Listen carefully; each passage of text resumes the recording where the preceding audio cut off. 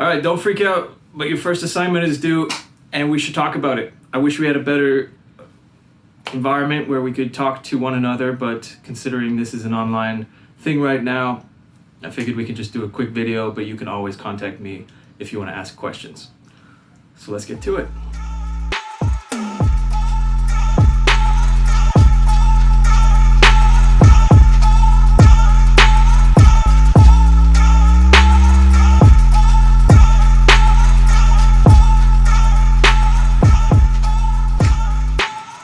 So first of all, the Cultural Snapshot is not meant to be a crazy big assignment where you spend months researching or doing anything. You really have to just think about and research a little tiny piece of culture. I would recommend that it's your own because it's easier, but actually sometimes it's easier to think outside if it's not part of your particular experience. But either way, I'll explain what that is in this video.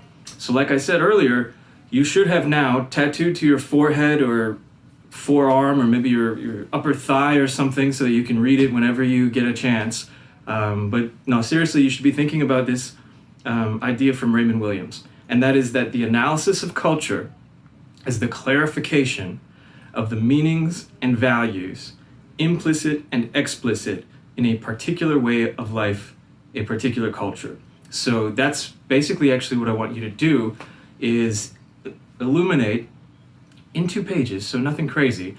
Double space Times New Roman is what I would recommend. But illuminate the implicit values, starting though with the explicit. So first of all, you want to pick something. And I thought we could talk about the moon landing because that's a pretty easy one to do. We've talked about the Sony Walkman, which was another really interesting one, which is probably significantly harder. But think about the moon landing, and what I encourage you to do all the time in this class and most of my classes is just imagine you were talking to some alien who flew down, met with you, somehow spoke English, but had no idea about the world at all. Had none of the stuff that we take for granted in terms of understanding the world and the culture. So just imagine an alien is like, reading events and sees Armstrong, the sentence, Armstrong visited the moon in 1969. Okay, cool.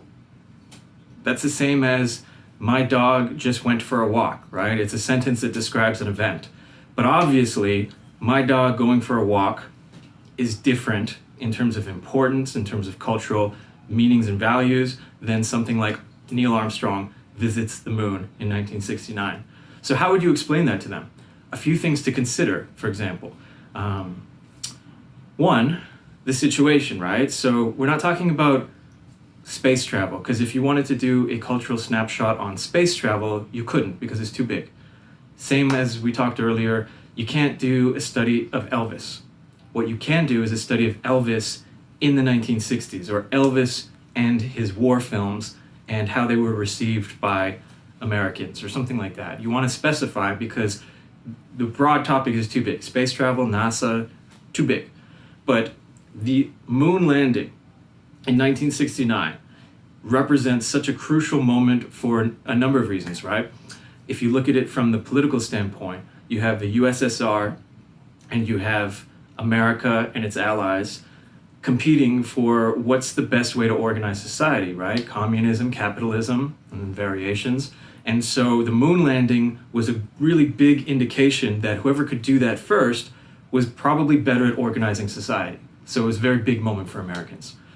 Also, why was Neil Armstrong celebrated as a hero, right? It seems maybe obvious to you, but he took great risks. He was very brave and smart and skilled. And so there are all these things and all these precursors to the actual moon landing that allow us to appreciate what he did. Think also, and I'm going to share this clip online, but Walter Cronkite, one of the most revered journalists of his time on television, who was pretty much in everyone's living room every night, every weeknight, and telling people what was going on in the world. He cried, I believe, if I remember correctly, only 3 times in his life on camera during the news. And this was one of them. So what would make a grown man, especially considering all the pressure, hegemonic masculinity and all that stuff that we'll talk about later, what would make a grown man cry on television? What would be that powerful? And if you can explain that, right, not just that some guy stepped in some place, which was the moon, but that this was such a watershed moment. 10 years earlier, people did not think that this was possible at all. It was what's called now a moonshot, meaning when JFK said we're going to send a man to the moon, that represented such a ridiculously ambitious plan, and yet it was able to come to fruition. And so it represented the pinnacle at the time of scientific endeavor, of engineering. It completely changed the way that we do math and science and education, both in North America and for the most part around the world, because suddenly it emphasized that we need smarter people to compete with the Russians, for one, and also that we need to emphasize the STEM sciences, right? Engineering, mathematics, technology, and all of these things. We need to make sure that our population is smart enough, or else we'll be run over by communism or something like that, right? We're also very worried about how that's represented, and so every news station, every newspaper obviously had this on the headline, which is another indication that it's a super important thing, because, you know, my dog going for a walk is never going to be on the headline of a newspaper, let alone every television station live, because it's not considered an important thing. So there's the fact that it's not a typical occurrence. On top of that, it's not something that we even thought possible in our lifetime for the people living through it. Today we might take it for granted, because today it's common saying you have more technology, computing power in your cell phone than they had on that space shuttle. But if we hadn't had all of that investment, billions of dollars invested in the space program, the competition about effectively who was the better country or what was the better way of organizing a country, and if we didn't have values like exploring, right? America had the final frontier, which was, and we can get into it because First Nations people, I'm sure, would see things quite differently.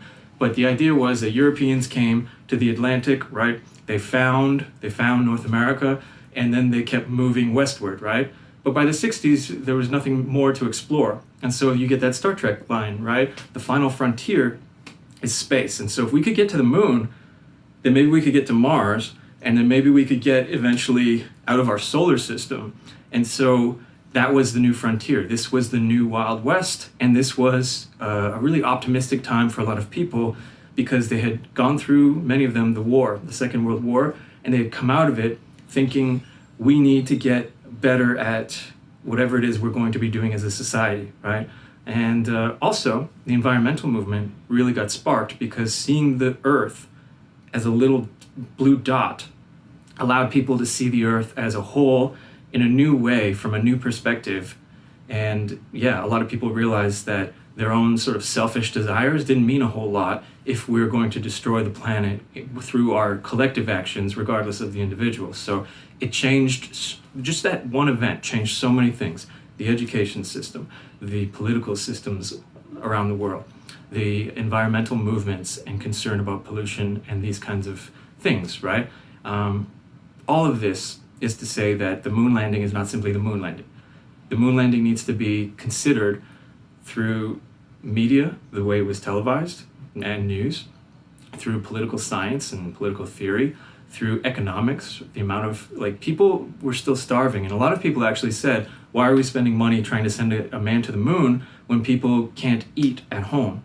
And so the whole economic situation raises many questions. Maybe it wasn't the best decision, or maybe we could have arranged things differently, or maybe we should be celebrating Sputnik, and that being the first sort of satellite into the solar system instead of the moon landing. Maybe, that was a scary time for many Americans, because it meant that maybe the Russians will get to the moon first, and if they get the moon, they'll get maybe the solar system. And so anyway, economics, political science, cultural studies is about putting a bunch of things together and explaining the implicit values that we see usually derived from explicit. So nobody can argue about the explicit.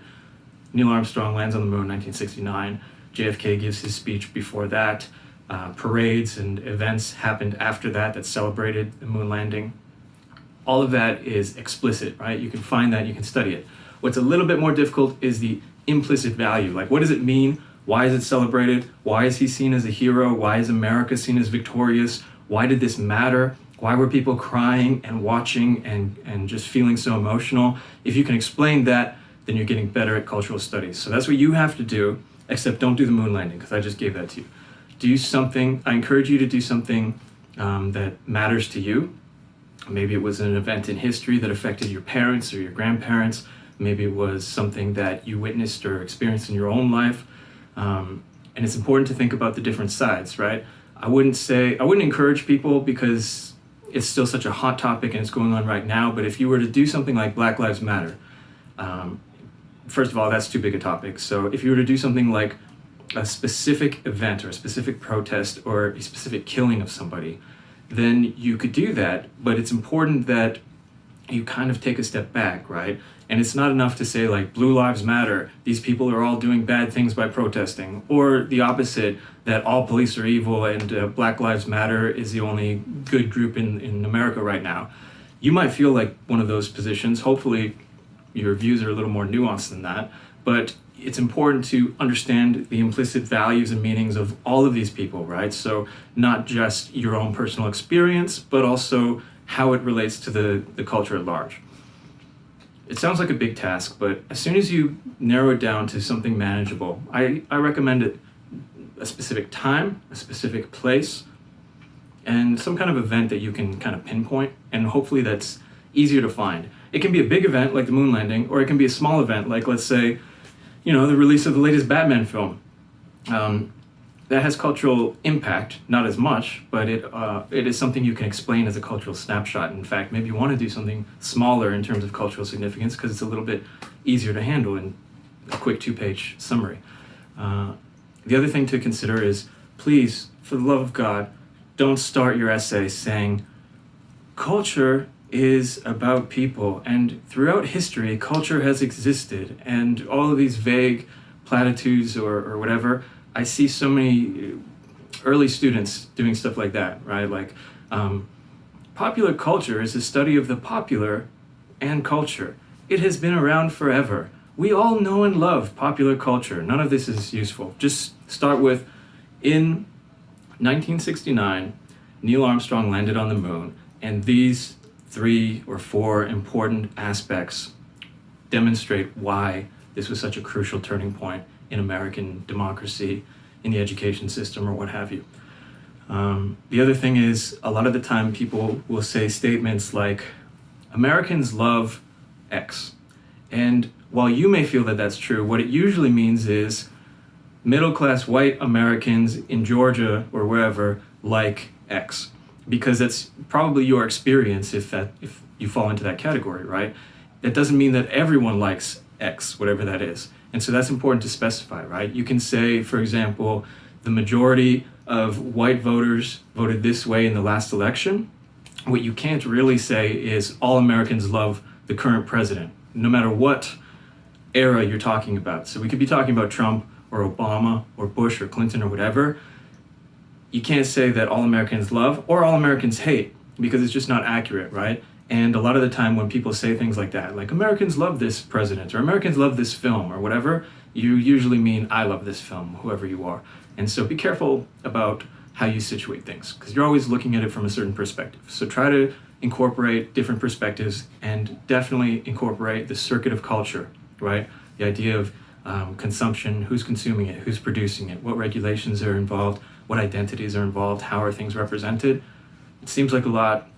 All you got to do is narrow down on a specific topic and just explain some of the implicit values and meanings in that topic. Make sure you do a bit of research. Don't do it all off the top of your head. People, that's another mistake they make, is they try to do it off the top of their head, and all I do is end up circling and asking, how do you know this? How do you know this? How do you know this?